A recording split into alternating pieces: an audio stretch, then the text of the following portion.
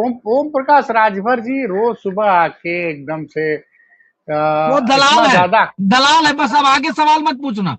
वो दलाल है, भाजपा आरएसएस का दलाल है। दलाली कर रहा है। जो वहां से आरएसएस के कार्यालय से लिख के भेज दिया जाता है वही ट्विटर पे छाप देता है। वैसे पढ़ा लिखा वैसे भी नहीं है, जाहिल गंवार है। पहले नौटंकी में नाचता था, जोकराई करता था, और जिसके बाद टेम्पो चलाता था। ये काम छोटे नहीं थे, लेकिन वो यहाँ भी वही कर रहा है। जो पीछे से पटकथा लिख के मिलती है वही आके माइक पे हेलो हेलो डायलॉग बोल रहे हैं, और उसके अलावा कुछ नहीं। इस व्यक्ति के बारे में ज्यादा सवाल मत पूछा करिए भाई। आप लोग बेमतलब हवा दिया करते हैं। दलालों पे कोई सवाल जवाब नहीं।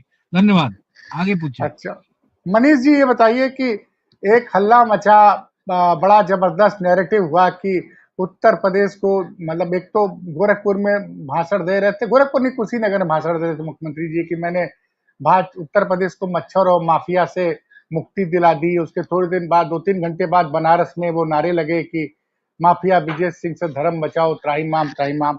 अभी मैं एक रिपोर्ट पढ़ रहा था और मैं थोड़ा सा चूंकि मैंने कहा रिपोर्टों को, दैनिक भास्कर ने आज एक लीड स्टोरी छापी है, उसमें बताया है कि मुख्तार और अतीक के सफाए के बाद यूपी में फिर गैंग्स एक्टिव। तो दैनिक भास्कर कह रहा है साहब, वो तो कह रहे थे कि हमने मच्छर और माफिया से मुक्ति दिला दी, और बाकायदे इन गैंग्स का एक पूरा डिटेल छापा है कि गाजीपुर में कटारा गैंग एक्टिव है जिसका नेता है शंकर पांडे। इसका काम क्या है? रंगदारी, किडनैपिंग, और सबसे बड़ी इनका कारनामा क्या है? विनीत राय की जान लेना। दूसरा गैंग चलता है 221715 गैंग, ये बलिया में एक्टिव है। बिच्छू गैंग, ये महाराजगंज, संतनगर, कबीर नगर, गोरखपुर, अयोध्या। अरे गोरखपुर में भी गैंग चल रहा है दैनिक भास्कर के अलावा। बिच्छू गैंग, दैनिक भास्कर के अनुसार से बिच्छू गैंग। और कमाल की बात है कि मुख्यमंत्री हफ्ते में 3 दिन गोरखपुर रहते हैं, बिच्छू गैंग भी ऑपरेट कर रहा है। महाकाल गैंग, ये भी गोरखपुर में ऑपरेट कर रहा है। गोरखपुर, देवरिया, कुशीनगर, दो गैंग गोरखेपुर से ऑपरेट हो रही है। मैं नहीं कह रहा हूं साहब, ये दैनिक भास्कर की स्टोरी कह रही है। मैं इसका स्क्रीनशॉट ले लेता हूं कि क्योंकि कई बार मीडिया हाउस के अंदर पत्रकारिता जगती है और उसके बाद जब फोन आता है एक जगह से तो वो स्टोरी हट जाती है। मनीष जी। नहीं, इसको आप कैसे देखेंगे? मान लीजिए अगर गैंगवार, ये तो एक तरह से उसका जवाब तो अभी तक बीजेपी के नेता ने नहीं दिया है किसी ने। दैनिक नहीं, वो भास्कर तो कहते हमने, अरे मच्छर और माफिया मुक्त करा दिया, मुख्यमंत्री बार बार हर सभा से चिल्ला रहे हैं। सवाल उठाया दैनिक भास्कर ने, उसका जवाब तो नहीं दिया किसी ने ना। ये नहीं गैंग, ये नहीं है उपस्थित है। और ब्रजेश सिंह से ज्यादा कौन गैंगवार चलाता है? कौन है विनीत सिंह? धनंजय सिंह कौन है? कौन है वो कुंडा के राजा? कौन लोग हैं ये? क्या पूजा अर्चना करते हैं, प्रार्थना करते हैं? इनको भी कोर्ट ने तलब किया है कि इनको ये अपराधी हैं, हवा सामान्य जगहों पे हथियार लहराते हैं, इनको लाइसेंसी पिस्तौल क्यों दिया? इसका जवाब दो। छुपा के क्यों रखा? इसका जवाब दो। वो पूछ रहे हैं कि भाई ये अपराधी हैं जिनसे जनता को असुरक्षा है, उन्हीं को सुरक्षा क्यों दे रहे हो? ये तो सवाल कोर्ट ने किया है ना। और अगर और भी आंकड़ों में जाए तो 66,000 से आगे का आंकड़ा है महिलाओं पे अत्याचार का उत्तर प्रदेश में। कैसे अरे तो पहले नंबर? वो तो कहते हैं 25 करोड़ आबादी भी तो है उत्तर प्रदेश की। फर्क क्या पड़ता है? मुख्यमंत्री हो ना। ये थोड़े कहा के मुख्यमंत्री बने थे कि हम 20 करोड़ का मुख्यमंत्री हैं, 5 करोड़ का मुख्यमंत्री है। ये कह के बने थे क्या मुख्यमंत्री? वो तो फर्क कहते क्या हैं कि पड़ता है? हम तो मुकदमा दर्ज करते हैं, इसलिए हम सवाल ये नहीं कि मुकदमे अपराध को हो के जाता है। नहीं, पूर्ववर्ती सरकार सवाल की तरह हम मुकदमा आलोक दर्ज न जी, करा के अपराध के आंकड़े छिपाते थे। सवाल ये कि आलोक जी पे फायरिंग कैसे हो गई? मुकदमा दर्ज करोगे बाद में ना। आलोक जी पे, मनोज जी पे फायरिंग कैसे हो गई? इनका हाफ एनकाउंटर कैसे हो गया? सवाल तो ये है। तो किनको संरक्षण दे रहे हो? ये 66,000 महिलाओं के साथ अत्याचार कैसे हो गया? कौन लोग कर रहे हैं? ये गैंग नहीं है तो कौन कर रहे हैं बताइए? बाद में तो क्या कहना था करोगे? ये तो कहते हैं कि भैया हमने तो तमाम लोगों को ऊपर पहुंचा दिया, तमाम लोगों का इनकाउंटर सवाल कर क्या दिया। है? सवाल ये कि क्या इससे अपराध रुक गया है? अब तो 17 से ऊपर पहुंचा दिया है लोगों ने। आप 2017 से लोगों को ऊपर पहुंचा रहे हैं। किनको पहुंचा रहे हैं? अगर उसका आंकड़ा निकाल दिया जाए तो सब दलित, पिछड़े, आदिवासी हैं। कस्टडी नहीं, में उस डेथ आंकड़े किसका हो रहा है? कस्टोडियल डेथ किसका हो रहा है? सब ज्यादातर दलित, पिछड़े, आदिवासी और मुस्लिम है। थानों पे नियुक्ति किसकी है? सब अपर कास्ट वहां पे जो है मुखिया है, प्रभारी है, थाना प्रभारी है। तो सवाल ये है कि आप कैसे कह रहे हैं कि आपने ऊपर पहुंचा दिया? ऊपर तो महिलाओं को पहुंचाया गया, दलितों को पहुंचाया गया, अल्पसंख्यकों को पहुंचाया गया, आदिवासियों को पहुंचाया गया। और अपराधी जो सबसे बड़ा अपराधी इस प्रदेश में है वो ब्रजेश सिंह है। वो तो माननीय बना हुआ है, उसको आप सुरक्षा नहीं दे रहे हैं। उसको आप नहीं माननी तो मनोज जी को भी फ्रेम में लाइए भाई। राज कपूर जी, माननी तो पहली बार वो अखिलेश यादव की सरकार में बन रहा है। फर्क नहीं पड़ता इससे। नहीं क्यों भाई, अगर आप कहें भाई तो फर्क नहीं पड़ता इससे। अशोक ब्रजेश सवाल सिंह ये जब है, एमएलसी सवाल बने, ये है, अशोक नहीं सुन लीजिए, मेरी बात सुन लीजिए। इसका मतलब हाँ। आप कह रहे हैं कि कांग्रेस ने जो किया वही मैं भी करूंगा। इसका मतलब कह रहे हैं, मान लीजिए 2 मिनट के लिए कांग्रेस ने किया, मान लीजिए 2 मिनट के लिए सपा ने किया, तो आप ये लॉजिक कितना थेथरोलॉजी है कि मैं भी वही करूंगा। आए किस लिए थे तब? अब तो यही कह के आए थे ना कि अरे हम भाई कुछ इनकी अलग सरकार में कार्रवाई होते, अगर ये लोग अलग सजा अलग दिलवा दी। आप कह के यही आए थे ना कि हम अलग करेंगे। नहीं क्या अलग मेरा है? मेरा एक सवाल है। जब अतीक को सजा दी गई तो तमाम मीडिया वालों ने लिखा कि, और योगी सरकार कहती थी, प्रशांत कुमार जी कहते थे कि हमने मुकदमों में जबरदस्त पैरवी की, सबूत इकट्ठे की और अतीक को हम सजा दिलाने में कामयाब रहे। आज तक कभी सजा नहीं मिली थी। मेरा बड़ा सवाल, उसके मेरी बात सुनिए। उसके बावजूद भी मुझे एक शिकायत है, एक बतौर उत्तर प्रदेश के नागरिक मेरी एक शिकायत है कि क्यों नहीं ब्रजेश सिंह के खिलाफ, अतीक के खिलाफ मुख्तार, मैं नाम नहीं ले रहा हूं, ब्रजेश सिंह, धनंजय सिंह, अभय सिंह, विनीत सिंह, इन सारे, और अतीक, मुख्तार और जितने भी लोग हैं, इन सब के खिलाफ अगर समाजवादी पार्टी में ढंग से मुकदमे चले होते और इनको कोर्ट से सजा दिलाई गई होती। भाजपा ने क्या किया, अतीक और मुख्तार को तो सजा दिला दी और बाकी तो जमानत से बाहर आ गए। तो जब सवाल ये आपको, नहीं, आप संविधान केंद्रित बात करिए ना। कि सवाल ये है कि हम न्यायपालिका को नहीं सुधार सकते हैं। न्यायपालिका में कोई जुडिशरी में कोई बड़ा सुधार नहीं कर सकते हैं। उसको हमने कंट्रोल कर लिया है। मान लीजिए कंट्रोल नहीं भी किया है, उसमें सुधार नहीं कर पा रहे हैं, तो हम पुलिस कस्टडी में अपराधियों से किसी अतीक की हत्या करवा देंगे? सवाल तो ये है ना। हमको आप सवाल को डाइवर्ट क्यों कर रहे हैं? सवाल ये है कि क्या पुलिस कस्टडी में हत्या हो जा रही है, ये इसकी जिम्मेदारी कौन लेगा? ये सवाल है ना। न्यायपालिका अगर काम नहीं कर पा रही है, वो कोई रिजल्ट नहीं दे पा रही है, तो ये फेल्योर किसका है? उसमें न्यायिक सुधार का काम कौन करेगा? संसद किस लिए है? संसद में तो आपका बहुमत है। आप जो है चुनाव आयोग की नियुक्ति में जुडिशरी को बाहर कर देंगे, फिर कहेंगे कि एसआईआर हो रहा है तो सही हो रहा है। क्यों कहेंगे? आपने चुनाव आयुक्त को ही कंट्रोल कर लिया, आप जुडिशरी को इन्वॉल्व कर ले रहे हैं अपने पार्टी संगठन की तरफ।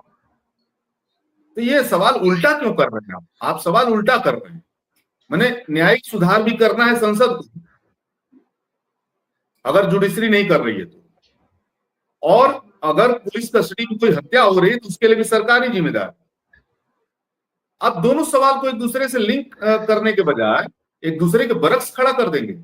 ये कैसे हो सकता है आलोक जी? आपसे भी मेरा सवाल, आपसे भी एक नागरिक की तरह सवाल, कि आप दोनों को बरक्स खड़ा कर देंगे? दोनों काम करना है उसी को। नहीं हम तो भाई मैंने जितना मेरे पास, मैं तो हर मन से कहता हूं कि अतीक और अशरफ कि जिस तरह से बेरहमी से जान ली गई, उत्तर प्रदेश की खराब कानून व्यवस्था का सबसे बड़ा उदाहरण है। और मेरी आगे बात सुन लीजिए, मैंने कहा उसका इनाम किसको मिला? उस एडीजी लॉ एंड ऑर्डर कौन थे? प्रशांत कुमार। और उसके बाद उनको इनाम देके कार्यकारी डीजीपी बना दिया गया। मैंने तो बार बार सवाल उठाया। मैं क्या कह रहा हूं, ये व्यक्तियों में क्यों जा रहे हैं नहीं, व्यक्तित्व क्यों नहीं जाएंगे? फिर नहीं, उसको छोटा, हमारी फिर उसको सवाल को छोटा कर रहे हैं, छोटा कर रहे हैं। बात है कि किसको हम मार पार्टी देने करा से या रहे हैं, मरवा देने से ये निकलने वाले हैं संघ भाजपा की राजनीति आगे बढ़ेगी। उसको तो, ठीक। इसको तो एक खास समुदायों को टारगेट करके ही उसकी राजनीति बढ़ती है। नहीं, आप मनोज जी से- इतने बड़े सवाल को आप प्रशांत कुमार तक क्यों सीमित कर रहे हैं? मेरा तो नहीं आप भाई, ही हम से सवाल है। नहीं भाई, क्यों नहीं करेंगे भाई? जो आदमी एडीजी लॉ एंड ऑर्डर था, जिसकी जिम्मेदारी थी, आपने उसको प्रमोट कर दिया। हाँ, तो ये क्या इसमें इसके सेंटर में प्रशांत कुमार थोड़े हैं, इसके सेंटर में तो क्यों सरकार भाई? है। प्रदेश की कानून व्यवस्था किसके हाथ में है? हाँ बोलिए मनोज जी। सरकार के हाथ में है। कोई योगी प्रशांत कुमार के हाथ आदित्यनाथ में के, नहीं। अरे कोई 10 तो प्रशांत कुमार आदित्यनाथ आएंगे, बिष्ट के हाथ में। ये सारा जिम्मेदारी योगी आदित्यनाथ के हाथ में है। आप प्रशांत कुमार को झूठे इसमें फंसा रहे हैं बिना मतलब का। जबरदस्ती। प्रशांत कुमार कौन होते हैं? 10 तो प्रशांत कुमार आ जाएंगे। आप योगी आदित्यनाथ को बचाना चाहते हैं क्या? नहीं, आप मैं खुद तो योगी सोचिए। सरकार, मैंने तो योगी सरकार पे लगातार सवाल किया कि भाई साहब ये बताइए सवाल कि ये गृह विभाग से आपको पैकेट आ गया प्रशांत क्या? कुमार क्यों रहा है? अरे योगी भाई सरकार ने साहब, प्रशांत कुमार को क्यों प्रोन्नति दी? मैं- ना ना ना, मैं आपसे क्यों? भी अब सवाल करने वाला हूं। मैं समझ रहा हूं, क्योंकि उसके बारे में कल हाईकोर्ट ने कह दिया। हाईकोर्ट ने कह दिया कि सवाल पुलिस ये है कि अधिकारी ये सरकार- राजनीतिक आंकड़ों को खुश करने के लिए काम कर रहे हैं। सवाल यही ये आपके कि ये सवाल का सरकार- जवाब है। ऐसे यही आपके सवाल- सरकार ऐसे लोगों को इनाम देती है, तो सरकार यही हाईकोर्ट ने कहा, देखती कि प्रशांत यही कुमार हाईकोर्ट ने कहा प्रशांत कुमार की क्या हैसियत है? प्रशांत कुमार की सर कोई हैसियत नहीं है। वो उनको योगी आदित्यनाथ का तवे चाटना है। मैं बहुत खुलेआम ढंग से बोल रहा हूं। प्रशांत कुमार कौन होता है? उसकी क्या हैसियत है? सवाल है कि योगी आदित्यनाथ कैसा पुलिस अधिकारी चाह रहे हैं। सवाल ये है कि आदित्य योगीनाथ कैसा पुलिस चाह रहे हैं, वो बता दिया कैसा चाह रहे हैं वो हाईकोर्ट ने बता दिया। जो संविधान के प्रति नहीं, उनकी सरकार के प्रति आस्था रखेगा, वैसा पुलिस अधिकारी को चाह रहे हैं। ये हाईकोर्ट की टिप्पणी है। तो उससे कोई परिवर्तन हो गया? उसी तरह के पुलिस। मैं आपको बताऊं, 2023 में जब अप्रैल 2023 में अतीक अशरफ की जान ली गई, उस पूरे बेल्ट में भाजपा साफ हो गई। ये प्रयागराज हार गए, ये कौशाम्बी हार गए, ये बांदा हार गए, ये प्रतापगढ़ हार गए, ये भदोही हारते हारते बचे। मिर्जापुर में बड़ी मुश्किल से 1.5-2 लाख। ना, अभी भी जो है, अभी भी भाजपा के प्रवक्ता आते हैं तो अतीक अहमद को निपटाने का श्रेय लेते हैं। आप समझिए, निपटाने का श्रेय लेते हैं। नहीं, सुन लीजिए मेरी बात को। वो निपटाने का खुद श्रेय लेते हैं, माने वो मानते हैं कि निपटाया गया है। तो ये आप समझिए ना इस बात को। राम मंदिर के भव्य उद्घाटन के बाद जो है आप अयोध्या हार जाते हैं। सवाल ये नहीं है, अयोध्या नहीं हारे हैं। मैं आपको पूरा अयोध्या मंडल हारते हैं, सुल्तानपुर हारते हैं, आप कौशाम्बी हारते हैं, आप प्रतापगढ़ हारते हैं, आप प्रयागराज हारते हैं, आप बांदा हारते हैं, सब जगह हार जाते हैं। तो वो राजनीति डाउन हो रही है, लेकिन उनके पास और कोई राजनीति नहीं है। इस बात को भी समझिए। उनको फिर कोई संभल में, कोई ज्ञान वापी में उनको शिवलिंग ढूंढना है, किसी संभल में शिवलिंग ढूंढना है, उनको ताजमहल में कुछ और ढूंढना है, कुतुब मीनार में कुछ और ढूंढना है। वो उनके पास इसके अलावा कोई राजनीति नहीं है। तो फिर वो उसी दिशा में बढ़ रहे हैं। फिर वो कह रहे हैं कि हम जो है ये किसी को छोड़ेंगे नहीं, खास समुदायों को टारगेट कर रहे हैं। मैं ये कह रहा हूं कि उनके पास और कोई पॉलिटिक्स नहीं है। 2024 में जिस पॉलिटिक्स को उत्तर प्रदेश की जनता ने ध्वस्त किया, सामाजिक न्याय सेंटर में आया, उसका कोई उनके पास जवाब नहीं है। तो फिर से वो भयानक ध्रुवीकरण की तरफ उत्तर प्रदेश को ले जाना चाहते हैं। उत्तर प्रदेश को पूरे तनाव के उत्तर प्रदेश में बदल देना चाहते हैं। उसको एकदम से हिंदू मुस्लिम राजनीति का सेंटर पॉइंट बना देना चाहते हैं। लेकिन वो आमतौर पे ये तब होता था जब दलित पिछड़ा हिस्सा भी एंटी मुस्लिम होता जा रहा था। वो तो बात बदल गई। उसको तो लगा कि ये तो मेरे को आगे करके मुसलमानों को भी टारगेट करता है और फिर हमको भी टारगेट करता है, हमारा आरक्षण खतरे में डाल देता है, हमारा बाबा साहब को खतरे में डाल देता है, हमारा संविधान में खतरे में डाल देता है। तो वो तो पलट गया ना 2024 में, और अभी भी वो उसी तरह खड़ा है। तो उस ध्रुवीकरण की राजनीति में वो हिस्सा फंस नहीं रहा है। तो उत्तर प्रदेश ही फंस गया है बीजेपी के लिए, आदित्यनाथ के लिए, मोदी जी के लिए। जी नहीं, सवाल बस यही है साहब कि अब जनता देख रही है, लगातार हाई कोर्ट टिप्पणी पे टिप्पणी कर रहा है। अब सब कुछ विपक्ष के हाथ में है। 2022 में विपक्ष ने जीता हुआ चुनाव अति उत्साह और गलत टिकट बांटने की वजह से ये हारे थे, ये कमी इन्होंने 2024 में दूर कर ली। लेकिन अब सवाल ये उठता है कि जब चुनाव की घोषणा होने में 6-7 महीने दूर का समय बाकी है, तो जनता ये चाहती है कि विपक्ष सड़क पर उतरे, उनकी आवाज बने। मुझे लगता है यूपी में तो जनता बैठी भी कि कोई एक आदमी आ जाए जिसको हम मतलब एक जनता ने दे दिया था। जनता ने अखिलेश यादव के नेतृत्व में 2024, मैं बता रहा हूं 2022 के चुनाव में अगर गलत टिकट नहीं बटे होते और समाजवादी पार्टी के कुछ नेता बिना चुनाव जीते ही कैबिनेट बनाने के भ्रम में न होते, तो शायद सरकार तो 2022 में ही बदल गई होती है। लेकिन अगले 6 महीने, चूंकि भारतीय जनता पार्टी, आप लोग कोई इस बात को मानने को तैयार नहीं है, लेकिन कॉकरोच जनता पार्टी भाजपा का खड़ा किया गया सिगुफा है। और जिस तरह से पीके को खड़ा करके उन्होंने बिहार में मोदी विरोधी वोटों में बंटवारा कर दिया विपक्ष में, उस तरह का गेम प्लान ये लोग कर रहे हैं और आप लोग समझ ही नहीं रहे, विपक्ष समझ ही नहीं रहे। मैं क्या करूंगा, मैं तो बस बात रख सकता हूं। अब तो आप जनता के बीच जाइए, बताइए कि हाई कोर्ट कह रहा है, साहब मैं नहीं कह रहा हूं, कि उत्तर प्रदेश पुलिस के अधिकारी संविधान के प्रति समर्पित नहीं, सरकार के प्रति समर्पित है। और जिस अधिकारी पर हाईकोर्ट बकायदे टिप्पणी पर टिप्पणी, आज फिर टिप्पणी की है, उसके बाद भी योगी जी उसका ट्रांसफर नहीं कर रहे हैं। तमाम मुद्दे हैं। अब तो इनको सबसे बड़ा मुद्दा संजय निषाद ने दे दिया कि जाति देखकर एनकाउंटर किए जा रहे हैं। ये बार बार मनोज जी और उनकी पार्टी के नेता लोग आरोप लगाते रहे। मनोज जी जवाब दे ना। नहीं, समाजवादी पार्टी जो आरोप लगाती ठोक बजा के आरोप लगाती है। आपने अभी कहा प्रशांत कुमार की बात की, तो मैं प्रशांत कुमार का फोटो लगाने के पक्ष में नहीं हूं, क्योंकि हमारी सरकार थी तो मुख्यमंत्री आदरणीय अखिलेश यादव जी का फोटो लगा के मीडिया ट्रायल होता था। चाहे कोई टोल पे अगर 10 रुपए के लिए झगड़ा हो जाए तो फोटो हमारे नेता की लगती थी। तो अब आदित्यनाथ बिष्ट की क्यों नहीं लगेगी फोटो? सवाल उनसे क्यों नहीं होंगे? प्रशांत कुमार से सवाल क्यों होंगे? अधिकारियों की कितनी हिम्मत है। उत्तर प्रदेश में जो चल रहा है वो ऐसे ही हो गया। जो बिंद समाज का एनकाउंटर गाजीपुर में हुआ है, आपको लगता है कि वहां के एसपी ने करा दिया क्या? अगर आपको ये लगता है तो ये आपका भ्रम है। वो आदित्यनाथ बिष्ट के इशारे पे, हाँ, आदित्यनाथ बिष्ट जी उत्तर प्रदेश मुख्यमंत्री के इशारे पे गोली मारी गई है। उस आलोक, उस कमलेश बिंद की हत्या उत्तर प्रदेश के मुख्यमंत्री आदित्यनाथ बिष्ट के इशारे पे हुई है, ये बात याद रखिएगा। और उस एनकाउंटर में जितने भी लोगों के एनकाउंटर किए जाएंगे वो सब उन्हीं के आदेश पे किए जाएंगे। चाहे वो यादव की एनकाउंटर हो, चाहे ब्राह्मणों का एनकाउंटर हो, वो वही लोग करेंगे। समाजवादी पार्टी एनकाउंटर के पक्ष में कभी नहीं रहती है। अरे जज साहब है ना, जज साहब काहे की तनख्वाह लेते हैं? जज साहब इसी बात की तनख्वाह लेते हैं ना, फास्ट कोर्ट क्यों बनाए गई उत्तर प्रदेश में, देश में, कि जल्दी ट्रायल करके सजा दो।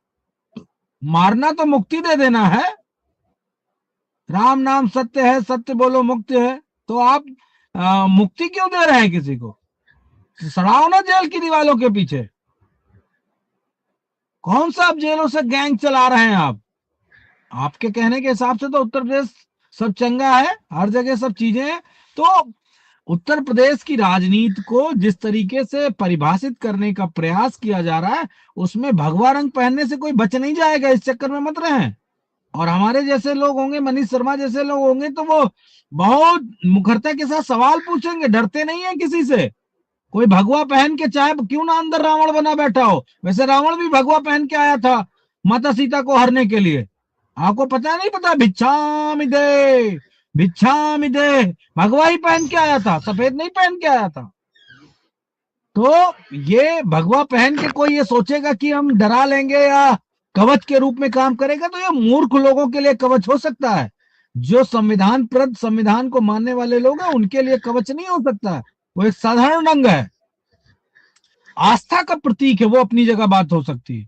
महाराज जी कहा जाता है अब, गजब है। अधिकारी लोग तेल लगाने की पराकाष्ठा पे बढ़ गए हैं। माफ करना, इस शब्द का प्रयोग मुझे जानबूझ के करना पड़ रहा है। महाराज जी, अरे गजब है महाराज जी। महाराज जी कहाँ कहा जाता था? लोकतंत्र में कहीं महाराज जी का है स्पेस क्या? बताइए। मैं पूछता हूं सवाल आपसे पाठक जी। देखो महाराज जी से मिलने गए।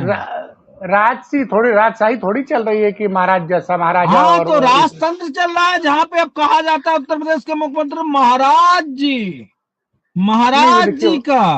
अब वो उन लोग की व्यक्तिगत श्रद्धा का मामला, उससे मैं मतलब नहीं, हमें इतना हमें तो श्रद्धा न ये है, रहे कि लोकतंत्र खत्म होके राजतंत्र हावी हो जाए, इतनी हम इतना तो ये किसी को हम तो यही संविधान ने पूछ भी इजाजत नहीं दी है। नहीं नहीं, अब जरा राज कपूर जी जरा सब लोग को फ्रेम में लाइए।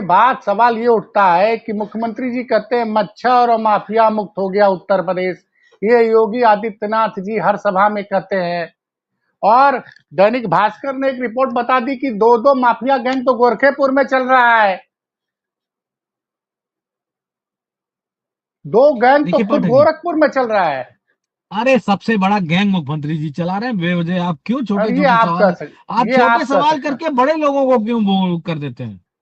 सबसे ये तो बड़ा आप गैंग क्या, उत्तर प्रदेश मनीष, में मैं अंतिम टिप्पणी चाहूंगा मुख्यमंत्री जी मनीष जी चला से, रहे हैं। एक वो एक नहीं, अंतिम टिप्पणी मैं आप अपनी दोनों। बात पूरी कर लूं तब मनीष जी से हाँ पूछिए। वो हाँ, गैंग ये है कि किसी का भी इनकाउंटर, वो गैंग के सरगना वो हैं, और गैंग में उत्तर प्रदेश पुलिस के लोग हैं। किसी को कहीं से पकड़ के मारा जा सकता है, पकड़ के गिरफ्तार करके उसको इनकाउंटर का रूप दिया जा सकता है। तो वो उनसे बड़ा कौन गैंग चलाने वाला है जी? मनीष जी आपकी अंतिम टिप्पणी, आवाज नहीं आ रही है। जी, मैं कह रहा था पॉलिटिकल कारणों से, राजनीतिक कारणों से हत्या का कभी इतिहास लिखा जाएगा, यानी किसी खास दौर में बाद में भी, कि राजनीतिक कारणों से कहाँ हत्याओं का अंबार लगाया गया, तो उसमें कभी इतिहास लिखा जाएगा तो उसमें वास्तव में नंबर 1 तो उत्तर प्रदेश ही आएगा। योगी मॉडल आएगा, बुलडोजर मॉडल आएगा।